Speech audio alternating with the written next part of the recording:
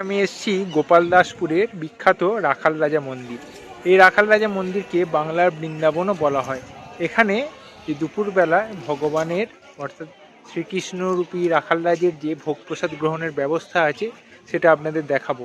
আর ভোগ প্রসাদ এখানে আমি গ্রহণ করব এবং ভোগ প্রসাদে এখানে কি কি দেওয়া হয় এবং ভোগ প্রসাদের কুপন কটা থেকে কটা অবধি আপনারা পাবেন, ভোগ প্রসাদের কুপন কিভাবে কাটবেন এবং ভোগ প্রসাদ গ্রহণ আপনারা কখন করবেন, সেই সব কিছু এই ভিডিওয়ে আপনাদের আমি দেখাবো। মন্দিরে ঢোকার মূল রাস্তা, আর এইখানে ঢুকি প্রথমে এদিকে ভোগ ঘর রয়েছে। এই জায়গাটা দিয়ে ঢুকে যাবেন সোজা, ঢুকে গিয়ে এই সামনে এই জায়গাটা দেখতেন, এইখান থেকে কিন্তু আপনারা প্রথমে ভোগের টিকিটটা কেটে নেবেন। রাখাল রাজা মন্দিরে প্রবেশ করবার পর যেখানে ভোগ গ্রহণের কুপন দেওয়া হয় সেখানে গেলাম এবং সেখান থেকে গিয়ে এই যে ভোগ গ্রহণের কুপন একটা নিয়ে নিলাম।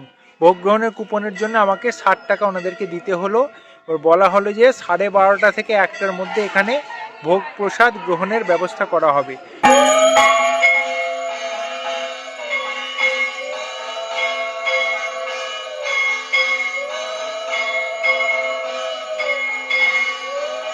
এখানে ভোগ প্রসাদ খাওয়ানো শুরু হয়ে গেছে, আরতি হয়ে গেল। এবার এখানে ভোগ প্রসাদ গ্রহণ করবার যে প্রক্রিয়া সেটা শুরু হয়ে গেছে। প্রথমে দেখুন পাতা দেয়া হচ্ছে।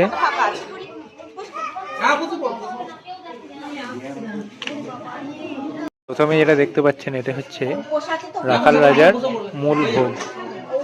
প্রথমে রাখাল রাজাকে উৎসর্গ করা মূল ভোগটা দেয়া হচ্ছে। দেখুন এটা হচ্ছে রাখাল রাজাকে উৎসর্গ করা মূল ভোগ। এরপরে আসছে অন্নভোগ।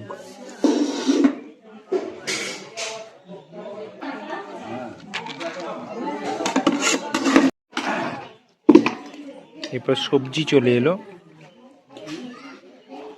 ভগবান শ্রী রাখাল রাজকে মনে মনে প্রণাম জানিয়ে সেই ভোগ মুখে দিলাম। খুব ভালো লাগলো, কারণ বহুদিন ধরেই ইচ্ছা ছিল রাখাল রাজতলায় এসে ভোগ খাবার।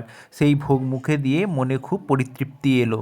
এরপর শাকের চচ্চড়ি এবং তার সঙ্গে আবার অন্নভোগ পরিবেশন করা হলো। আমি আরও একবার অন্নভোগ নিয়ে নিলাম।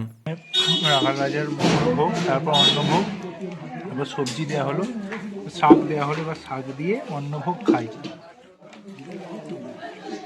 শাক চচ্চড়ি অন্নভোগের পর চলে এলো সুন্দর কলাইয়ের ডাল, যার স্বাদ ছিল খুবই সুন্দর। এটা এত ভালো লাগছিল সেটা আপনাদের ঠিক বলে বোঝাতে পারবো না। এরপর দেয়া হলো এঁচোড় আলুর তরকারি, এরও স্বাদ খুব সুন্দর হয়েছিল। আবার নিয়ে আসা হলো অন্নভোগ। আমি আরও একবার অন্নভোগ নিলাম। তার সঙ্গে ডাল দেয়া হলো, আবার এঁচোড় আলুর তরকারিও দেওয়া হলো।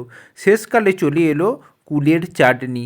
তার সঙ্গে অবশ্যই সেই ভোগের সবথেকে সুন্দর অংশ যেটা, সেটা হচ্ছে পায়েস বা পরমান্ন ভোগ, যেটা আমি খেতে খুবই ভালোবাসি।